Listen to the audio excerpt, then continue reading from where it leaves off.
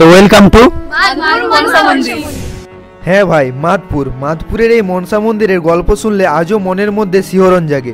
প্রায় 400 বছর আগে মহিষা গ্রামের জমিদার যোগেশ্বর রায় স্বপ্নে দেখেছিলেন মনসামাকে, কিন্তু আশ্চর্যজনকভাবে বহু বছর পর 1889 সালে যখন রেললাইন বসানোর কাজ শুরু হয়, জঙ্গলের মধ্যে ওই ঢিবি ভাঙতেই বেরিয়ে আসে সেই মনসা মায়ের প্রতিমা, যেটি জমিদার স্বপ্নে দেখেছিলেন। আমার বাড়ি কিংলা থানা। পিংলা।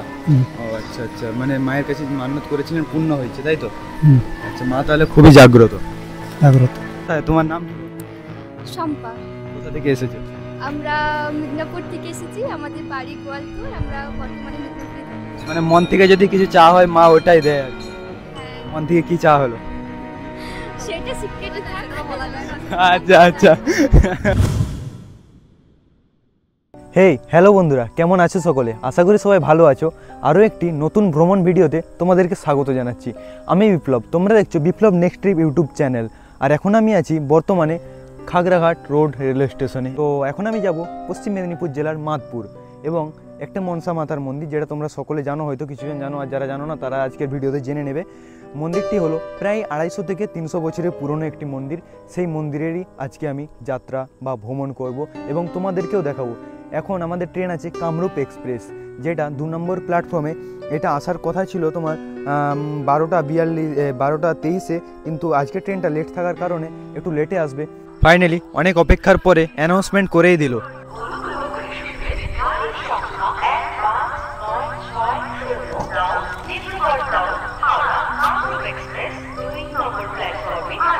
আমি যেহেতু টিকিট কাটিনি, তাই জন্য মানে টিকিট কেটেছি জেনারেল বগির টিকিট কেটেছি, তাই জন্য আজকের আমার ভ্রমণ হবে জেনারেল কামরাতে। প্ল্যাটফর্মে ট্রেন ঢোকার এই মুহূর্তটা সবচেয়ে বেশি রোমাঞ্চকর, কারণ এখান থেকেই শুরু আমার আজকের ভ্রমণ যাত্রা। খাগড়াঘাট থেকে ট্রেন ছাড়লো রাতের আঁধারে, জানালার বাইরে অন্ধকার গ্রাম, মাঝে মাঝে টিমটিম আলো, ট্রেনের শব্দ যেন রাতের নীরবতাকে ছিঁড়ে এগিয়ে চলেছে। সালার পেরিয়ে পৌঁছালাম কাটোয়া জংশনে। দরজার ধারে দাঁড়িয়ে রাতের প্রাকৃতিক দৃশ্য দেখতে দেখতে ট্রেনের সঙ্গে এগিয়ে চলেছি। বাতাসের ঝাপটা আর জানালার বাইরে কালো অন্ধকার যেন এক অন্যরকম অনুভূতি দিচ্ছে। কিছুক্ষণ পরে বেসে বসলাম সিটে, আর রাতের ভ্রমণটা ধীরে ধীরে খুলে দিচ্ছে তার নিজের গল্প। এরপর আমি চলে আসলাম ভ্রমণের সবচেয়ে বেশি অ্যাডভেঞ্চারাস অংশ, ট্রেনের বাথরুম ট্যুর। তো বন্ধুরা, ফাইনালি আমি অবশেষে ট্রেনের 5 স্টার বাথরুমে হাজির। এখানে জল পড়ছে হাত না দিতেই। আর এটা বাথরুমটা পুরোটা দেখালাম না ভাই। আর দেখো, এটা একটা আয়না লাগানো আছে। এরপর জানালার বাইরে বদলে গেল দৃশ্যটা। অন্ধকার গ্রাম পেরিয়ে এবার চোখে পড়লো বড় বড় বিল্ডিং, শহরের আলো ঝলমল করছে চারপাশে। বোঝাই যাচ্ছে ট্রেন ধীরে ধীরে ঢুকে পড়েছে শহরের প্রাণকেন্দ্র হাওড়ার দিকে। আর সামনে দাঁড়িয়ে রয়েছে ভারতের গর্ব high speed train Vande Bharat express, চমকে দেওয়ার মতো লোক। এরপর গেলাম টিকিট কাটার মেশিনের কাছে। হাওড়া থেকে মেদিনীপুর যাওয়ার জন্য টিকিট কেটে নিলাম। ছোট্ট মেশিন, কিন্তু ভ্রমণের জন্য এক বিশাল গল্পের শুরু। তো বন্ধুরা, দীর্ঘ 3.5 ঘন্টা জার্নি করার পর ওই যে পাশে দাঁড়িয়ে আছে আমাদের কামরূপ এক্সপ্রেস। আর আমি এখন যাচ্ছি খড়গপুর লোকালে, খড়গপুর। আর ওখান থেকে যাব বাড়ি। আর এখন ট্রেনের মধ্যে কেউ নেই, 45-এ ছাড়বে, ঠিক আছে, মানে 4:45-এ। আর এখন বাজে 35, তো 10 মিনিট এখন আমাকে এখানে ওয়েট করতে হবে ভাই। হ্যাঁ, আর একটা কারণ আমি হাওড়া স্টেশনে ভিডিও করিনি, কারণ দেখো স্টেশনে ভিডিও করলে অনেক সময় আরপিএফগুলো ঝামেলা করতে থাকে এবং ওখানে কিছু প্রবলেম তৈরি করলে, যেহেতু আমি একা এসেছি তাই হয়তো আমি ভিডিও স্টেশনের মধ্যে বেশি করিনি। তোমরা যারা হাওড়া থেকে আসবে তারা মেদিনীপুর বা খড়গপুর যাওয়ার যে কোনো লোকাল ট্রেন ধরেই সহজেই নেমে যেতে পারবে মাধপুর স্টেশনে। সামনে দেখি একটি ট্রেনের উপর লেখা আছে ফিজিক্সওয়ালা অলোক স্যারের অ্যাপের বিজ্ঞাপন। সত্যি বলতে চোখে পড়তেই ভালো লাগলো, কেমন অদ্ভুত ও মজার ব্যাপার, ট্রেনের ওপর বিজ্ঞাপন আর আমাদের পড়াশোনার অ্যাপ একসাথে।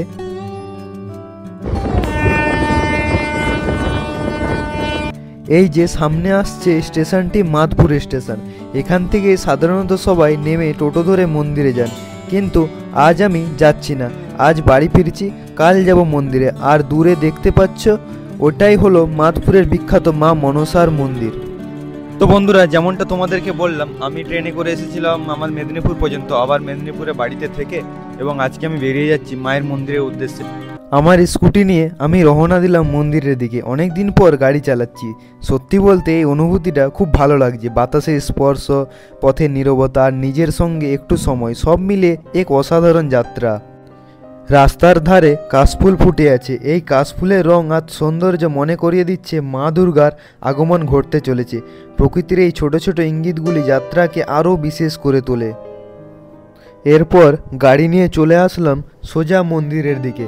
আজ রবিবার, তাই খুব বেশি ভিড় নেই, তবে সাধারণত মঙ্গলবার আর শনিবার এখানে প্রচণ্ড ভিড় হয়, তখন গাড়ি স্ট্যান্ডে রাখতে হয়।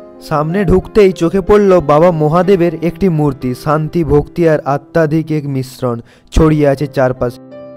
আর চারপাশের দোকানঘাটগুলো আজ সেরকম খোলা নেই, কারণ আজ রবিবার। শান্তি আর নীরবতার মধ্যে দিয়ে মন্দিরের পথে এগোচ্ছে। চোখে পড়ল সামনেই একটি বিশাল পুকুর, চারপাশ সুন্দরভাবে বাঁধানো, শান্ত জল আর প্রতিফলন সবকিছু আরও মুগ্ধ করেছে।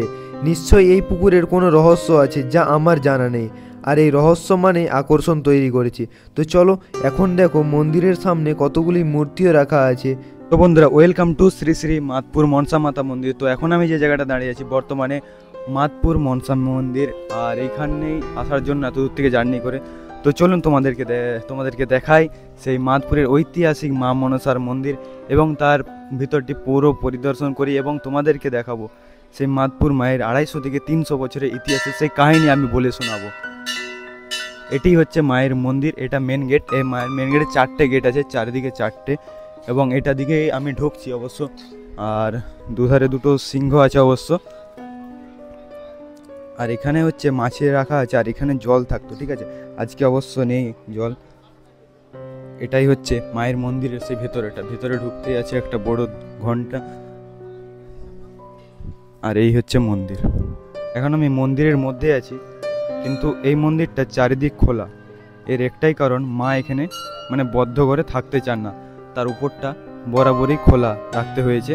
আর যতবারই নির্মাণ কাজ করা হতে গেছে, আমার শোনা অনুযায়ী মন্দির ভেঙে পড়েছে উপরের ছাত্রী, তাই এই মন্দিরটি উপর থেকে খোলা থাকে।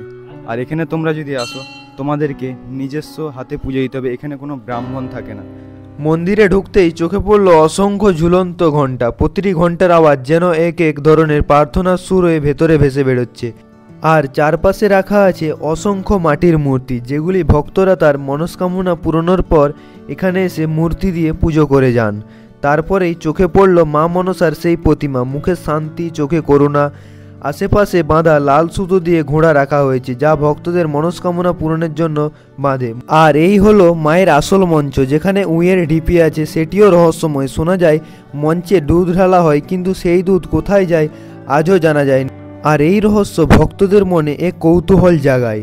আর হ্যাঁ, বছরের একটি সময় এইখানে মেলা বসে, যা ভারতের দ্বিতীয় বৃহত্তম মেলা হিসেবে পরিচিত। আশ্চর্যজনকভাবে বছরের যে কোনো দিন যদি কারো গবাদি পশু হারিয়ে যায়, এই মন্দিরের কোনো একটি স্থানে এসে তার পশুর দড়িটি বেঁধে দিলে তার পশুটি 2-1 দিনের মধ্যেই ফিরে বাড়ি চলে আসে। আর ওইখানেই দাঁড়িয়ে যায় বছরের মেলার দিনে ট্রেন। আমার শোনা অনুযায়ী এই মাতপুরের মায়ের কাছে যে যা মনস্কামনা মন থেকে চেয়েছে তাই পেয়েছে। আর এটি হচ্ছে মায়ের সেই মূর্তি। আর এখানে কাকু হাঁস নিয়ে এসছে, হয়তো মান্যত ছিল। তো আমি কথা বলবো কাকুর সাথে 2 মিনিট। কাকু, আমি এমনি ইউটিউবে কন্টেন্ট ক্রিয়েটার করি, মানে ভিডিও বানাই। তো আমি মন্দির ঘুরতে এসেছিলাম, এটা কি আপনার মানসিক আছে নাকি? হ্যাঁ, আমার মানসিক আছে। আর দুটো হাঁস মানসিক ছিলেন। আপনার নাম? বিজয় হেমব্রম। কোথা থেকে এসেছিলেন? আমার বাড়ি পিংলা থানা। পিংলা। হুম। আচ্ছা আচ্ছা, মানে মায়ের কাছে মানত করেছিলেন, পূর্ণ হয়েছে, তাই তো? হুম। মা তাহলে খুবই জাগ্রত। জাগ্রত। চোখে পড়ল এক বটবৃক্ষ, যার ঝুড়ি সুন্দরভাবে নেমেছে। প্রকৃতির এই নিখুঁত ছন্দ আর সৌন্দর্য দেখলে মনে হয় এখানে সময় যেন একটু ধীর হয়ে গেছে। মা খুব জাগ্রত এখানে না? মা জাগ্রত মানে প্রচুর জাগ্রত। আমি কোথাও কিছু পাইনি, কোথায় কি করব। আমার মেয়েদের বিয়ে দেবো, বড় বড় হয়ে যাচ্ছে, এত বড় হয়ে গেছে, আমি কোথায় যাব কোথায়। আর আমার স্বামী খুব একটা চালাক না, নিজের ছেলের মতন বলে বলছি আমি সব। আমার স্বামী খুব একটা চালাক না। মন্দিরের মধ্যে এসে আমার কিছু বোনের সাথে পরিচয় হয়েছে এবং তাদের সাথে কথা বলে নেই। তো বোন, কোথায়, তোমার নাম কি বলো? শম্পা। কোথা থেকে এসেছো? আমরা মিদনাপুর থেকে এসেছি, আমাদের বাড়ি গোয়ালতোর, আমরা বর্তমানে মিদনাপুরে থাকি। আচ্ছা, যেগুলো তোমার বান্ধবী। হ্যাঁ, বান্ধবী। তোমাদের বাড়ি কোথায়? তোমার নাম কি? আমার নাম সোনালী। বাড়ি? আমার বাড়ি নন্দকুমার, হলদিয়াতে, কিন্তু আমরা মেদিনীপুরে এসেছি। আচ্ছা, মেদিনীপুরে কি থাকা হয় না একদম নন্দকুমার? না, মেদিনীপুরে থাকি, আমরা পড়াশোনা করছি কোথায়, কোন কলেজ? বিদ্যাসাগর ইউনিভার্সিটিতে, আচ্ছা, কোন ইয়ার? 2nd ইয়ার। আচ্ছা, তোমার নাম? বৈশাখী দুলে। আর কোন ইয়ার তোমার? আমার 2nd ইয়ার চলছে। আচ্ছা আচ্ছা, কোথা কোথায় বাড়ি কোথায়? বাড়ি আমার গোয়ালতোর, পশ্চিম মেদিনীপুর। আচ্ছা, সবই মেসে থাকা হয় নাকি? হ্যাঁ, আচ্ছা, কোথাকারে মেসে থাকা হয়? ওই মেদিনীপুর। রাঙামাটি। আমার বাড়িও মেদিনীপুরে। আর তোমার নাম কি? আমার নাম জয়া মাহাত, আচ্ছা, কোন ক্লাস না? Second year. আচ্ছা, খুব ভালো লাগলো তোমাদের সাথে কথা বলে। এবং এটা কি ফার্স্ট বার আসা হয়েছে নাকি? হ্যাঁ প্রথমবার। এর আগে শুনেছি অনেক নামটা, বাট প্রথমবার এলাম। কেমন লাগছে এসে? খুব ভালো, খুব সুন্দর পরিবেশ। এখানের মা কিন্তু খুব জাগ্রত, জানা আছে? হ্যাঁ, মানে মন থেকে যদি কিছু চা হয় মা ওটাই দেয় আর কি। হ্যাঁ, মন থেকে কি চা হলো? সেটা সিক্রেটই থাক। বলা যায় না। আচ্ছা। তো আসবে আবার আসবে তাহলে? আচ্ছা, ঠিক আছে। মনস্কামনা পূর্ণ হলে আবার আসবে। আচ্ছা, তাহলে ভিডিও কি দেখা হবে? অবশ্যই দেখবো, অবশ্যই। আচ্ছা, আমি তাহলে চ্যানেলটা দিয়ে দেবো, তোমরা দেখবে অবশ্য। বোনেরা একটা লাস্ট কিছু একটা কথা বলে। বোনেরা নয়, আমার সেম বয়সে, আমি সেকেন্ড ইয়ার, এটা সেকেন্ড ইয়ার।